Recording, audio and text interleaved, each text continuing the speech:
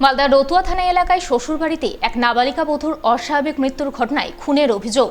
আর এই অভিযোগের ভিত্তিতে মৃতা ধৃত দাদা শ্বশুরের জামিনের আবেদন শুক্রবার খারিজ করল চাচল মহকুমা আদালত। উল্লেখ্য, গত 18 মে রতুয়া থানা এলাকায় 16 বছরের এক নাবালিকা বধূর শ্বশুরবাড়িতে অস্বাভাবিক মৃত্যু হয়। মৃত্যুর পরপরই শ্বশুরবাড়ির লোকজনেরা মিলে দেহ তড়িঘড়ি করে কবরস্থ করে ফেলে।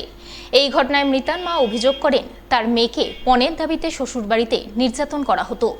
এমনকি তার শাশুড়ির বাবা অর্থাৎ দাদা শ্বশুরের মেয়ের ওপর কুনজর ছিল, মেয়েকে কুপ্রস্তাব দিয়েছিল। তাই তিনি মেয়েকে ধর্ষণ করে খুনের অভিযোগ আনেন এবং মৃতদেহ কবর থেকে তুলে ময়নাতদন্তের দাবি জানান আদালতে। আদালত দেহ কবর থেকে তুলে ময়নাতদন্ত করার নির্দেশ দেন। সেই মতো পুলিশ মৃত্যুর 20 দিন পর দেহ কবর থেকে তুলে ময়নাতদন্ত করে, সেই সঙ্গে মৃতার দাদা শ্বশুরকে গ্রেপ্তার করে। সেই মামলাতেই শুক্রবার ধৃতকে চাচল মহকুমা আদালতে তোলা হলে বিচারক ধৃতের জামিনের আবেদন খারিজ করে। ঘটনায় মৃতার মা এদিন আদালতে উপস্থিত হয়ে অভিযুক্তের ফাঁসির দাবি জানান। আমি এসেছি নিজের মেয়ের বিচারের জন্য। আমার মেয়ে জানে বিচার পায়, বিচারটার জন্য আমি এখানে এসেছি। কি হয়েছিল আপনার মেয়ের? আমার মেয়েকে 6-7 মাস আগে নিয়ে পালিয়ে গেছিল সুমন বাবু।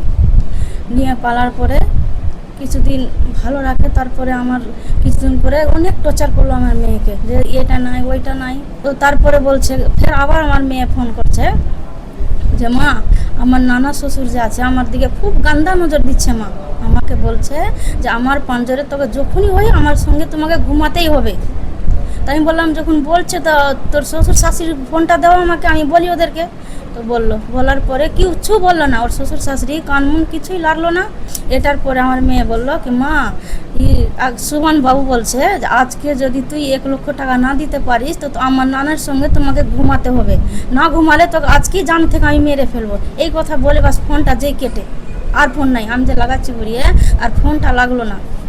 তারপরে 1 ঘন্টার পরে আবার খবর আসছে যে আপনার মেয়ে মারা গেছে। আমি মেয়েকে দেখে অজ্ঞান হয়ে গেলাম, পড়ে গেলাম ওইরকম রোদ। পড়ার পরে আমার যখন জ্ঞান ফিরে ঢুকছি যে আমার মেয়ে কই, বলছে আপনার মেয়েকে মাটি দেওয়া হয়ে গেছে। আমাকে দেখো, আমার স্বামী নাই, আমার ছেলে নাই, কেউ নাই। আপনাদের কাছে অনুরোধ, আমি সলি চাই, ফাঁসি চাই। আমার মাসুম বাচ্চাকে যখন মারতে ওদের বুকটা কাঁপেনি। আপনাদের অনুরোধ করছি, আমার মেয়ের যেন ভালো মতন যেন বিচার হয়ে যায়। মর্মান্তিক এবং ভীষণ বারবারিক কেস এটা।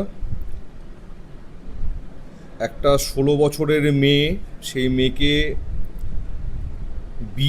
বাড়ি থেকে নিয়ে গিয়ে বিয়ের পর থেকে স্বামী এবং শ্বশুরবাড়ির লোকজন অত্যাচার এবং তার যে এক রিলেটিভ, সেই রিলেটিভের সাথে তাকে জোর করা হয় শারীরিক সম্পর্ক স্থাপনের জন্য। সে তার মাকে জানায় সমস্ত কিছু।